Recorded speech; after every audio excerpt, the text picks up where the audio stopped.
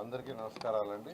మీకు అందరికీ తెలిసిందే 2014-19లో 7 లక్షల హౌసెస్ టిట్కో హౌసెస్ని ఈ రాష్ట్రంలో పేదలు నిరుపేదలకు హై క్వాలిటీ హౌసెస్, అది షీర్వాల్ టెక్నాలజీతో ఎమ్యూనిటీస్, ఫుల్ ఎమ్యూనిటీస్ యాక్చువల్గా చేసి దాదాపు 5 లక్షల హౌస్కి అడ్మినిస్ట్రేటివ్ శాంక్షన్ తీసుకొని వాటిని గ్రౌండ్ చేస్తే గత ప్రభుత్వం వాటిని 2,61,100 కుదించింది.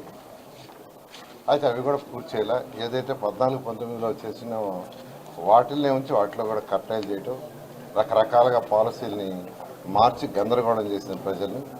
ఈరోజు ఎవరికైతే 14-19లో హౌస్ అలాట్ చేసామో వాళ్ళు అనేక ఇబ్బందులు పడుతున్నారు.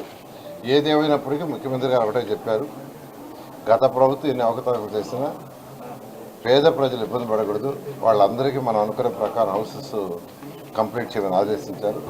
దాని మీద ఈరోజు టిట్కో హౌసెస్ ఏదైతే ఉన్నాయో అవన్నీ కూడా రేపు జూన్ ఎండింగ్ లోపల అన్నీ కంప్లీట్ అయ్యేటట్టుగా ఆ 2,61,100 దానికి అడుగులేస్తూ ముందుకు పోతున్నాం. దాని మీద ఈరోజున్న సమస్యలు, అనేక సమస్యల్ని అధికారులు యాక్చువల్గా డిస్కస్ చేయడం జరిగింది. ఆ సమస్యలను అధిగమించి జూన్ కల్లా అన్ని హౌసెస్ని వాడికి హ్యాండ్ ఓవర్ చేయడం జరుగుతుంది.